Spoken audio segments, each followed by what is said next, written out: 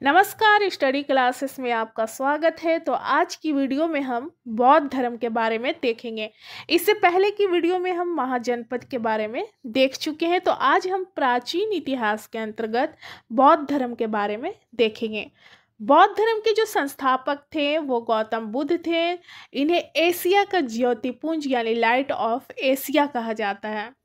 इनका जन्म जो है 563 ईसा पूर्व में कपिलवस्तु के लुम्बिनी नामक स्थान में हुआ था, जो कि अक्सर एग्जाम में क्वेश्चन आपसे पूछ लिए जाते हैं। इनके पिता का नाम जो था सुधोधन था और माता का नाम महामाया था। इनकी माता की मृत्यु इनके जन्म के 7वें दिन ही हो गई थी और इनका लालन पालन जो था इनकी मौसी प्रजापति गौतमी ने किया था। इनके मौसी का नाम था प्रजापति गौतमी। गौतम बुद्ध का बचपन का नाम सिद्धार्थ था। बचपन से ही गौतम बुद्ध का मन जो था आध्यात्मिकता की ओर था, इसलिए इनके पिता ने क्या किया कि इनका विवाह 16 वर्ष की अवस्था में यशोधरा नाम की युवती के साथ करा दिया और इसके बाद इनका एक पुत्र जन्म लिया जो नाम था उसका राहुल। तो इनका पुत्र का नाम था राहुल। फिर इसके बाद इन्होंने एक दिन अपने साम्राज्य में भ्रमण के दौरान यानी कि साम्राज्य भ्रमण पर निकले और इसके दौरान उन्होंने व्यक्ति जीवन की 4 अवस्था को देखा, जिसके बाद इनके मन में काफ़ी वैराग और विचार उत्पन्न हुए। तो सबसे पहले इन्होंने देखा बूढ़ा व्यक्ति को, फिर दूसरा बीमार व्यक्ति को, फिर 100 और चौथा सन्यासी व्यक्ति को देखा। इससे ये गौतम बुद्ध थे जो काफ़ी प्रभावित हुए, सन्यासी को देखकर काफ़ी प्रभावित हुए। इसके बाद हम यहाँ पर देखते हैं सांसारिक समस्याओं से व्यथित होकर सिद्धार्थ ने यानी कि गौतम बुद्ध ने, पहले इनका सिद्धार्थ नाम था, 29 वर्ष की अवस्था में गृह त्याग किया, जिसे हम बौद्ध धर्म में महाविनिष्क्रमण के रूप में देखते हैं। महाविनिष्क्रमण के नाम से जाना जाता है, जो कि आपसे एग्जाम में क्वेश्चन पूछ लिया जाता है कि गौतम बुद्ध के गृह त्याग की अवस्था को किस नाम से जाना जाता है। तो महाविनिष्क्रमण के नाम से जाना जाता है। ज्ञान की खोज में बुद्ध इधर उधर भटकते रहे, फिर इन्हें अलार कलाम मिले जो इनके पहले गुरु बने। इन्होंने अलार कलाम से सांख्य दर्शन की शिक्षा ली। बुद्ध ने अलार कलाम से सांख्य दर्शन की यहाँ पर शिक्षा ली और इसके बाद महात्मा बुद्ध ने अपने 5 मित्रों के साथ सारनाथ के वन में लगभग कई वर्ष तक कठोर तपस्या की और इसके बाद महात्मा बुद्ध को ज्ञान की यहाँ पर हम देखते हैं कि महात्मा बुद्ध ज्ञान की प्राप्ति के लिए गया चले गए। कठिन तपस्या के बाद 35 वर्ष की आयु में वैशाख की पूर्णिमा की रात निरंजना नदी के किनारे पीपल वृक्ष के नीचे सिद्धार्थ को ज्ञान की प्राप्ति हुई। और यहाँ पर हम यह देखते हैं कि ज्ञान प्राप्ति के बाद सिद्धार्थ जो थे, मतलब इनका बचपन का नाम था सिद्धार्थ, तो ज्ञान प्राप्ति के बाद सिद्धार्थ बुद्ध के नाम से जाने गए और वह स्थान बोध गया कहलाया। तो पहले इनका नाम था सिद्धार्थ, फिर इसके बाद इनको ज्ञान की प्राप्ति मिली और उसके बाद यह बुद्ध के नाम से जाने गए। यहाँ पर इसके बाद हम क्या देखते हैं कि ज्ञान प्राप्ति के बाद बुद्ध ने अपना प्रथम उपदेश जो था सारनाथ में दिए, जिसे बौद्ध धर्म ग्रंथों में धर्म चक्र प्रवर्तन कहा गया है। इससे भी एग्जाम में क्वेश्चन पूछे जाते हैं और उन्होंने यह उपदेश पाली भाषा में दिया था। तो यानी कि जो गौतम बुद्ध ने अपना प्रथम उपदेश सारनाथ में दिया, जिसे हम धर्म चक्र प्रवर्तन के नाम से जानते हैं और यह उपदेश पाली भाषा में दिया गया था। बुद्ध ने सर्वाधिक उपदेश, यहाँ पर सर्वाधिक उपदेश के बारे में कहा गया है, कौशल देश की राजधानी श्रावस्ती में दिया था, जबकि यहाँ पर देखते हैं प्रथम उपदेश सारनाथ में और सर्वाधिक उपदेश कौशल देश की राजधानी श्रावस्ती में दिया। महात्मा बुद्ध ने 4 सत्य कथन कहे, जिसमें हम चारों देख सकते हैं कि संसार जो है ये दुखों से भरा हुआ है। और हर दुख का कोई ना कोई कारण होता है। सभी दुखों का सबसे बड़ा कारण जो है यहाँ पर इच्छा है, और इस इच्छा पर नियंत्रण पाया जा सकता है। यानी कि संसार जो है दुख से भरा हुआ है और इसके पीछे कोई ना कोई कारण है, और सबसे बड़ा जो कारण है वो इच्छा है, और ये इच्छा जो है इस पर नियंत्रण पाया जा सकता है। बौद्ध धर्म के यहाँ पर त्रिरत्न है, बुद्ध, संघ और धम्म। महात्मा बुद्ध के प्रमुख अनुयायी थे वो थे बिंबिसार, प्रसेनजीत, उदयन। बुद्ध के अनुयायी दो भागों में विभाजित थे, एक भिक्षुक और दूसरा उपासक। भिक्षुक हम उन्हें कहते हैं जो बौद्ध धर्म का प्रचार करने के लिए संन्यास ग्रहण किया, और उपासक हम उसे कहते हैं कि गृहस्थ जीवन व्यतीत करते हुए बौद्ध धर्म को अपनाया। तो भिक्षुक संन्यास ग्रहण किए और उपासक जो थे वो गृहस्थ जीवन व्यतीत करते हुए बौद्ध धर्म को भी उन्होंने अपनाया। यहाँ पर बौद्ध संघ में सम्मिलित होने के लिए न्यूनतम आयु सीमा जो थी वो 15 वर्ष थी। इसके बाद हम देखते हैं बुद्ध के जीवन से संबंधित बौद्ध धर्म के प्रतीक जो थे उसके बारे में हम यहाँ पर देखेंगे।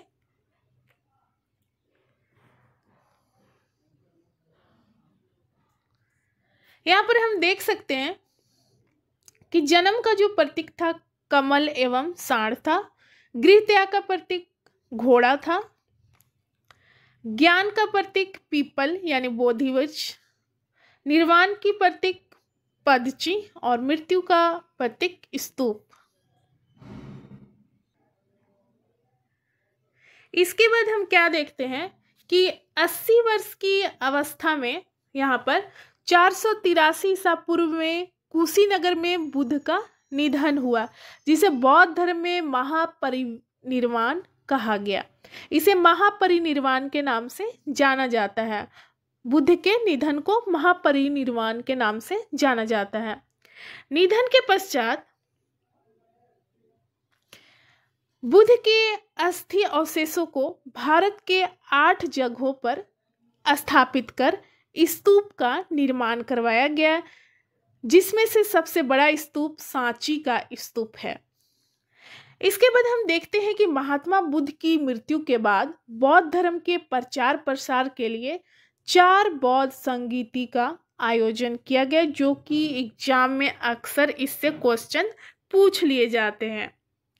ऐसे पूछा जाता है कि प्रथम बौद्ध संगीति के समय राजा कौन था, या स्थान पूछ लिया जाता है कि किस स्थान पर हुआ था।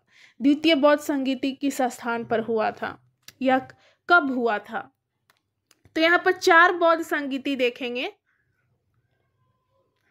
पहला बौद्ध संगीति जो है प्रथम, वो 483 ईसा पूर्व में हुआ था। स्थान जो था राजगीर, और राजा जो थे यहाँ पर अजातशत्रु, और पुरोहित जो थे वो महाकश्यप थे। द्वितीय बौद्ध संगीति का आयोजन था वर्ष 383 ईसा पूर्व में, और यह हम देख सकते हैं कि स्थान जो था वैशाली था, और राजा कालाशोक थे, और पुरोहित जो थे सबाकामी। तीसरा बौद्ध संगीति का आयोजन 255 ईसा पूर्व में हुआ था, जो कि पाटलिपुत्र में हुआ था, और इस समय राजा जो थे अशोक थे, और पुरोहित जो थे मोगलीपुत्तिस थे। और चौथी बौद्ध संगीति का आयोजन जो था 72 ईस्वी में हुआ, और यह स्थान कुंडलवन, और राजा जो थे कनिष्क थे, और अध्यक्ष यहाँ पर वसुमित्र थे, और उपाध्यक्ष जो थे अश्वघोष थे यहाँ पर उपाध्यक्ष। तो इस प्रकार हम चारों बौद्ध संगीति के बारे में देख सकते हैं, वर्ष, स्थान, और राजा कौन थे और पुरोहित कौन थे। उसके बाद हम देखेंगे कि चौथी बौद्ध संगीति के बाद बौद्ध धर्म को 2 भागों में यहाँ पर बांट दिया गया, एक हीनयान और दूसरा महायान संप्रदाय। इन दोनों के बीच अंतर यहाँ पर देखेंगे कि हीनयान और महायान में क्या अंतर था। तो हीनयान के बारे में देखेंगे कि यह बौद्ध धर्म का प्राचीन रूप है, और महायान के बारे में देखेंगे कि यह बौद्ध धर्म का नवीन रूप है। यह कठोर मार्ग है, इसके द्वारा कम लोग निर्वाण की प्राप्ति कर सकते हैं। क्योंकि कठोर मार्ग है इसलिए यहाँ पर कम लोग निर्वाण की प्राप्ति कर सकते हैं। और जो महायान है वह यह सरल मार्ग है, इसके द्वारा अधिक से अधिक लोग निर्वाण की प्राप्ति कर सकते हैं। हीनयान में हम क्या देखते हैं कि यह बुद्ध को अलौकिक गुण वाला सामान्य पुरुष मानते हैं, और महायान में हम क्या देखते हैं कि यह बुद्ध को भगवान मानते हैं। हीनयान में हम क्या देखते हैं कि यह बुद्ध के प्रतीकों की पूजा करते हैं, जबकि महायान इन बुद्ध की मूर्ति की पूजा करते हैं। यहाँ पर प्रतीक की पूजा की जाती है हीनयान में, और महायान में मूर्ति की पूजा की जाती है। इसके बाद हम हीनयान में देख सकते हैं कि इसके ग्रंथ पाली भाषा में रचित थे, और महायान में देख सकते हैं कि ये ग्रंथ संस्कृत में रचे गए हैं। उसके बाद हम देखेंगे कि ये कर्म एवं धर्म में विश्वास करते हैं हीनयान, और महायान में देखेंगे कि यह परोपकार में विश्वास करते हैं, एक दूसरे की भलाई करते हैं। यहाँ पर इसने बोधिसत्व का आदर्श ग्रहण किया है, जो दूसरों को कल्याण करता है यानी कि भलाई करता है। उसके बाद हम हीनयान में देखेंगे इसका प्रचार प्रसार जो है श्रीलंका, वर्मा, थाईलैंड, कंबोडिया आदि देशों में हुआ। और महायान के बारे में हम देखेंगे कि इसका प्रचार प्रसार जो है तिब्बत, चीन, जापान, कोरिया आदि देशों में हुआ। अब उसके बाद अगला हमारा टॉपिक आता है इसके अंतर्गत बौद्ध साहित्य के बारे में। तो बौद्ध साहित्य के बारे में हम यहाँ पर देखेंगे त्रिपिटक। यह मूल रूप में पाली भाषा में रचे गए हैं और इनकी संख्या 3 है: विनय पिटक, सूत पिटक और अभिधम्म पिटक। इससे भी अक्सर एग्जाम में क्वेश्चन पूछे जाते हैं। विनय पिटक में हम क्या देखते हैं कि इसमें भिक्षु एवं भिक्षुनियों के आचरण संबंधी नियम है। सूत पिटक में हम क्या देखते हैं कि इसमें बौद्ध धर्म के उपदेश संकलित है। और अभिधम्म पिटक में हम देख सकते हैं कि इसमें बौद्ध धर्म की दार्शनिक व्याख्याएं दी गई हैं, और इसका सबसे महत्वपूर्ण भाग जो है कथा वस्तु है। तो इस प्रकार हम देख सकते हैं कि विनय पिटक में आचरण संबंधी नियम है, और सूत पिटक में उपदेशों का वर्णन है बौद्ध धर्म के, और अभिधम्म पिटक में यहाँ पर दार्शनिक व्याख्याएं के बारे में देख सकते हैं। तो ये त्रिपिटक के अंतर्गत आता है तीनों। अब उसके बाद हम देखेंगे जातक कथा।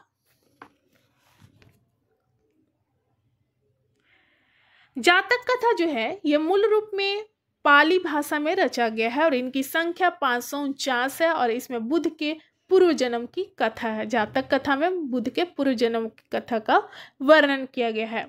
उसके बाद हम देखेंगे बुद्ध चरित। इसकी रचना संस्कृत भाषा में हुई है, और अश्वघोष द्वारा रचित यह एक महाकाव्य है, और इसमें बुद्ध का जीवन वृत्तांत एवं उनकी शिक्षाओं का वर्णन है। इसे बौद्धों का रामायण कहा जाता है। बुद्ध चरित को बौद्धों का रामायण कहा जाता है। उसके बाद हम देखेंगे धम्मपद। तो पाली भाषा में रचा गया है, और इसे बौद्धों का गीता कहा जाता है। तो बुद्ध चरित को रामायण कहा जाता है बौद्ध धर्म का, और धम्मपद को गीता कहा जाता है। तो ये सारे आपका बौद्ध साहित्य के अंतर्गत था: त्रिपिटक, जातक कथा, बुद्ध चरित और धम्मपद। अब उसके बाद हम देखेंगे कुछ क्वेश्चन। तो यहाँ पर हम देख सकते हैं कि सांची के स्तूप का निर्माण किसने किया था? तो अशोक ने करवाया था। अजंता और एलोरा की गुफाएं भारत के किस राज्य में स्थित है? इससे अक्सर एग्जाम में क्वेश्चन पूछ लिए जाते हैं। तो महाराष्ट्र में है। एशिया का ज्योतिपुंज या प्रकाश किसे कहा जाता है? तो गौतम बुद्ध को यहाँ पर कहा जाता है। बुद्ध ने महापरिनिर्वाण कहाँ से लिया था? तो कुशीनगर से। कुशीनगर यहाँ पर हो जाएगा। सारनाथ स्तंभ का चक्र किसे इंगित करता है? तो प्रगति को इंगित करता है। अगला प्रश्न है कि कौन सा स्थान गौतम बुद्ध से संबंधित नहीं है? तो पावापुरी इनसे संबंधित नहीं है।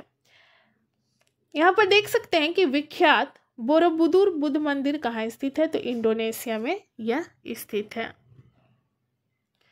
बौद्ध धर्म का संरक्षक कुषाण शासक कौन था? तो कनिष्क थे। और उसके बाद हम देखेंगे कि बुद्ध की मृत्यु जहाँ हुई थी वह स्थान वर्तमान में कहाँ है? तो यूपी यानी कि कुशीनगर में इनकी मृत्यु हुई थी, जो कि यूपी में है। तो ये सारा था बौद्ध धर्म से संबंधित आज का टॉपिक, और अगली वीडियो हम देखेंगे जैन धर्म के बारे में। तो यहाँ पर हमारी वीडियो समाप्त होती है, मिलते हैं अगले वीडियो में। धन्यवाद।